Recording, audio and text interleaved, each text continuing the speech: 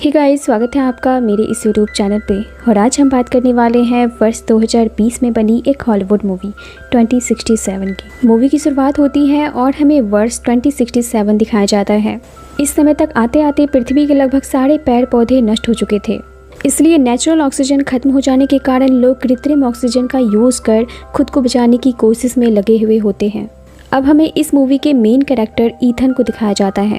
Ethan की wife को भी ऑक्सीजन ना मिलने के कारण सिकनेस नामक बीमारी हो गई थी और इसी बीमारी के कारण वो धीरे धीरे मर रही थी। ईथन अपनी वाइफ से बहुत प्यार करता था, इसलिए अपनी वाइफ को बेस्ट क्वालिटी का ऑक्सीजन दिलाने के लिए वो बहुत मेहनत कर रहा था, क्योंकि इस समय बाजार में मिलने वाले कृत्रिम ऑक्सीजन की कीमत काफ़ी ज़्यादा बढ़ गई थी। ईथन ऑक्सीजन बनाने वाली एक कंपनी में एक छोटी सी जॉब करता था। अब एक दिन काम करने के दौरान ईथन को उस ऑक्सीजन कंपनी की हेड रेजिना उसे मिलने के लिए बुलाती है। वो ईथन से कहती है कि साइंटिस्ट ने जो भी अनुमान लगाया था उससे आज कई गुना ज़्यादा बदतर हालत है। ऑक्सीजन की कमी के कारण कुछ ही सालों में पूरी मानव जाति खत्म हो जाएगी। ये सुनते ही ईथन रेजिना से पूछता है कि आपने हमें यहाँ क्यों बुलाया है, हम इसमें आपकी क्या मदद कर सकते हैं। इस पर रेजिना ईथन से कहती है कि कैसा लगेगा अगर मैं तुमसे ये कहूँ कि तुम हम सबको बचा सकते हो। ये सुनते ही ईथन चौंक जाता है। अब रेजिना ईथन को अपने लाइब्रेरी ले जाती है, जहाँ पर एक बड़ा सा मशीन होता है। रेजिना कहती है कि ये एक टाइम मशीन है और आज से 20 साल पहले इस टाइम मशीन को तुम्हारे डैड ने बनाया था, लेकिन आज तक इस टाइम मशीन को हम सही तरीके से नहीं चला पाए और हमें हाल ही में पता चला है कि इस टाइम मशीन को चलाने का एक पावर बटन तुम्हारे पास है। ये सुनते ही ईथन को याद आ जाता है कि बचपन में उसके डैड ने उसके हाथ पर एक गैजेट लगाया था, जिस दौरान उसे काफ़ी दर्द भी हुआ था और वो गैजेट आज भी उसके हाथ में फिक्स है, लेकिन उसके डैड ने इसके बारे में उसे कुछ भी नहीं बताया था। अब रेजिना ईथन से कहती है कि हमें इस टाइम मशीन से एक मैसेज रिसीव हुआ है, जिसमें हमसे कहा गया है कि हम तुम्हें फ्यूचर यानी कि आज से 400 साल बाद की दुनिया में भेजें। तभी एक डॉक्टर ईथन से कहता है कि हमें इस मैसेज से ये भी पता चला है कि आज से 400 साल बाद की दुनिया काफ़ी बेहतर है। वहाँ पेड़ पौधे, ऑक्सीजन और वो सारी व्यवस्था है जो एक इंसान के जीवन जीने के लिए ज़रूरी होते हैं। आज बचे हुए जितने भी लोग हैं उनकी सबसे पहली ज़रूरत है ऑक्सीजन, और हम ये चाहते हैं कि हमारे इस मिशन के द्वारा तुम फ्यूचर में जाओ और वहाँ से पेड़ पौधे के सैंपल लेकर आओ, ताकि हम अपनी धरती को फिर से हरा भरा कर बचे हुए मानव जाति को बचाएं। इसी बीच रेजिना ईथन से कहती है कि इस मिशन में सिर्फ एक कमी है, हमें ये नहीं पता है कि तुम वापस कैसे आओगे। ये सुनते ही ईथन इस मिशन पर जाने से इनकार कर देता है। वो कहता है कि मेरी पत्नी बहुत बीमार है और मेरे अलावा उसका इस दुनिया में कोई नहीं है, इसलिए मैं उसे छोड़कर कहीं नहीं जा सकता। ये सब सुनने के बाद ईथन का दोस्त जूड, जो बचपन से ईथन के साथ उसका बड़ा भाई बनकर रहा था, वो कहता है कि तुम्हें इस मिशन में शामिल होना चाहिए। इससे तुम्हारी वाइफ भी ठीक हो सकती है, क्योंकि उसे भी पूरी तरह से ठीक होने के लिए प्योर ऑक्सीजन की जरूरत है। इस पर ईथन जूड से कहता है कि मैं अपनी डैड की तरह नहीं बनना चाहता। उसने मुझे 8 साल की उम्र में अकेला छोड़ दिया और अपने एक्सपेरिमेंट के लिए वो मुझे और मेरी माँ को छोड़कर चले गए, और जब मेरी माँ मर रही थी तो वो उन्हें देखने तक नहीं आए, इसलिए मैं ये सीन अपनी वाइफ के साथ नहीं दोहराना चाहता। इस पर जूड ईथन से कहता है कि तुम्हारा ये डिसीजन गलत है। मेरे हिसाब से तुम्हें फ्यूचर में जाकर प्लांट्स के सैंपल लेकर आना चाहिए। इससे तुम अपनी वाइफ के साथ साथ ना जाने कितनी लोगों की जान बचा सकते हो, और अगर तुम अपने डैड की तरह नहीं बनना चाहते हो तो तुम्हें इस बारे में ज़रूर सोचना चाहिए। अब घर जाने के बाद ईथन सारी बातें अपनी वाइफ को बताता है। ईथन की वाइफ, जो उससे बहुत प्यार करती थी, जब उसे पता चलता है कि ईथन दुनिया में बचे हुए लोगों को बचाने के लिए आखिरी उम्मीद साबित हो सकता है, तो वो ना चाहते हुए भी ईथन को इस मिशन पर जाने के लिए मनाती है, ताकि मानव जाति को खत्म होने से बचाया जा सके। अब बहुत सोचने के बाद अगली सुबह ईथन रेजिना के पास जाता है और उसे कहता है कि मैं आपकी इस मिशन में शामिल होने के लिए तैयार हूँ, लेकिन मेरी एक शर्त है कि जैसे ही आप लोगों को बीमारी का इलाज मिल जाए, आप लोग सबसे पहले मेरी वाइफ को ठीक करेंगे। रेजिना इस बात के लिए मान जाती है। अब ईथन को एक टाइम ट्रेवल सूट और एक कम्युनिकेशन डिवाइस दी जाती है। अब उस टाइम मशीन के ऑन होते ही बहुत सारे रेडियो वेव्स के द्वारा ईथन एक अलग ही तरह के बादलों के बीच से होता हुआ एक जंगल में जा गिरता है। नीचे गिरने के दौरान ईथन के टाइम सूट में आग लग जाती है, जिसे वो जल्दी से बुझाता है और अपने आसपास के नज़ारे को देखता है, और वो ये देखकर हैरान हो जाता है कि 400 साल बाद का भविष्य बिल्कुल वैसा ही था जैसे पहले हुआ करता था। चारों तरफ हरियाली ही हरियाली और प्योर ऑक्सीजन। अब कुछ दूर आगे चलने के बाद ईथन को एक आदमी का कंकाल दिखता है, जिसने एक सूट पहन रखा था। ईथन जैसे ही उस सूट पर लगे नेम प्लेट को पढ़ता है, वो ये देखकर हैरान हो जाता है कि उस पर उसी का नाम लिखा हुआ है और उसके हाथ में वही डिवाइस होता है जो डिवाइस उसे यहाँ आने से पहले दिया गया था। मतलब कि ये ईथन का ही कंकाल था। ये सब देखकर ईथन काफी डर जाता है। तभी ईथन की नज़र उस कंकाल के हाथ पर पड़ती है जिस पर उसी तरह का डिवाइस लगा होता है जिस तरह का डिवाइस ईथन के हाथ पर लगा हुआ था।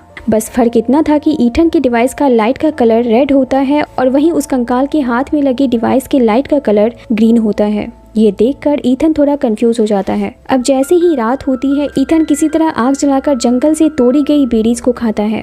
पर ईथन जैसे ही बेरीज को खाता है, उसकी तबीयत अचानक खराब हो जाती है। इसका मतलब ये था कि वो बेरीज जहरीली थी। अब कुछ देर बाद जब ईथन को होश आता है तो वो अपने सामने अपने दोस्त जूड को देखता है। दरअसल जैसे ही ईथन की तबीयत खराब हुई थी, उसी वक्त पास्ट से जूड को ईथन की मदद के लिए भेज दिया गया था ताकि ईथन अपने मिशन को कंप्लीट कर सके।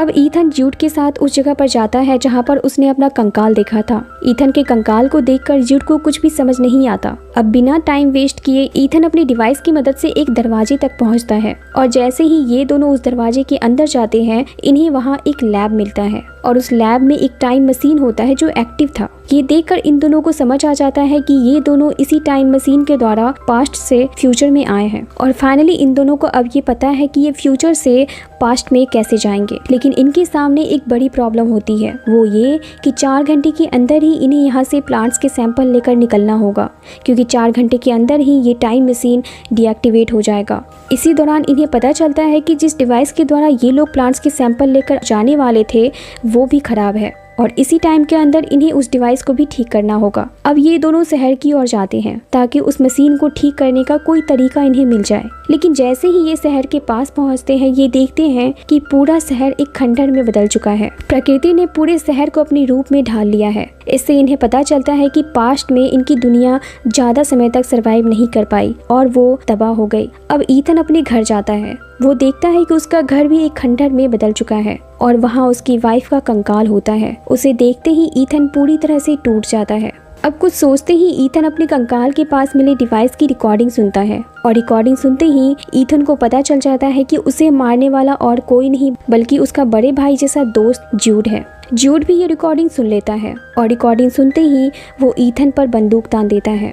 अब इससे पहले कि जूड ईथन को मारता, ईथन जूड से कहता है कि वो मरने से पहले उस मशीन को ठीक करना चाहता है ताकि प्लांट्स के सैंपल जल्द से जल्द पास्ट में भेजा जा सके और फाइनली जूड इसके लिए मान जाता है। अब ये दोनों जल्दी से लैब में जाते हैं और देखते हैं कि डिवाइस को एक्टिव होने में अब सिर्फ 37 मिनट्स ही बाकी है। इसी बीच ईथन अपने कंकाल के पास जाता है और वो देखता है कि उसके हाथ में लगी डिवाइस के लाइट का कलर उस कंकाल के लाइट की तरह ग्रीन हो चुका है। मतलब कि वो सच में जूड के हाथों मारा जाने वाला था। लेकिन ईथन ऐसा नहीं चाहता था, इसलिए वो मौका देखकर जूड को एक कमरे में बंद कर देता है और इधर उधर देखने के बाद उसे अपने डैड के द्वारा रिकॉर्ड किया हुआ एक वीडियो मैसेज मिलता है जिसे उन्होंने अपने मरने से पहले रिकॉर्ड किया था, जिसमें वो कहते हैं कि मैंने जिस मशीन को इंसान की भलाई के लिए बनाया था, रेजिना उसे अपने फायदे के लिए यूज करना चाहती है। ईथन के डैड ये सब कह ही रहे थे कि तभी वहाँ पर रेजिना जूड के साथ आ जाती है और उसकी बात ना मानने पर रेजिना ईथन के डैड को शूट कर देती है और उसके डैड मारे जाते हैं। यहाँ ईथन को पता चलता है कि उसके डैड उसे और उसकी मॉम को छोड़कर नहीं गए थे,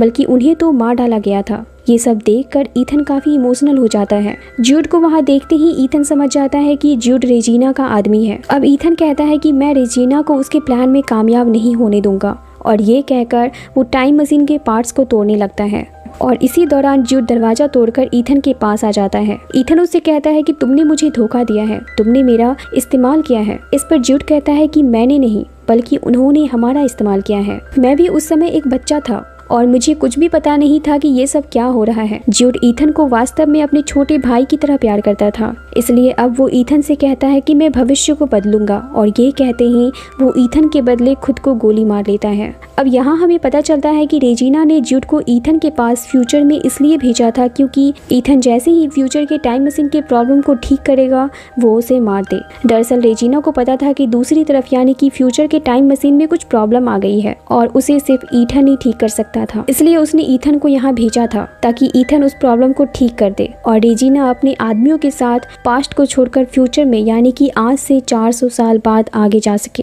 लेकिन अब जैसे ही जूड ने खुद को खत्म कर लिया, उसके बाद रेजिना का सारा प्लान फ्लॉप हो जाता है। अब ईथन टाइम मशीन के प्रॉब्लम को सॉल्व करके अपने डैड का सपना पूरा करता है। वो यहाँ से प्लांट्स के सैंपल उस टाइम मशीन के द्वारा पास्ट में भेजता है ताकि पास्ट में बचे हुए लोगों की जान बचाई जा सके, और साथ ही वो रेजिना के खिलाफ सबूत भी भेजता है जिसमें ये दिखाया जाता है कि किस तरह रेजिना ने उसके डैड को मार डाला अपने मिशन को कामयाब करने के लिए। अब इस सबूत के मिलते ही रेजिना को अरेस्ट कर लिया जाता है। ईथन भविष्य से अपनी पत्नी के लिए एक फूल भेजता है और ये फूल ईथन की तरफ से उसकी पत्नी के लिए गुड बाय होता है। दूसरी तरफ हमें ईथन को दिखाया जाता है जो भविष्य में उस टाइम मशीन को पूरी तरह से डिस्ट्रॉय कर देता है ताकि अब पास्ट से कोई भी भविष्य में ना आ सके। अब ईथन जैसे ही बाहर जाता है वो देखता है कि उसका कंकाल जो वहाँ था वो अब वहाँ नहीं है। ये देखकर ईथन समझ जाता है कि अतीत अब बदल चुका है। अब वहाँ से आगे बढ़ने पर ईथन की नज़र एक काफ़ी एडवांस सिटी पर पड़ती है। उस शहर को देखते ही ईथन को समझ आ जाता है कि उसने जिस प्लांट को पास्ट में भेजा था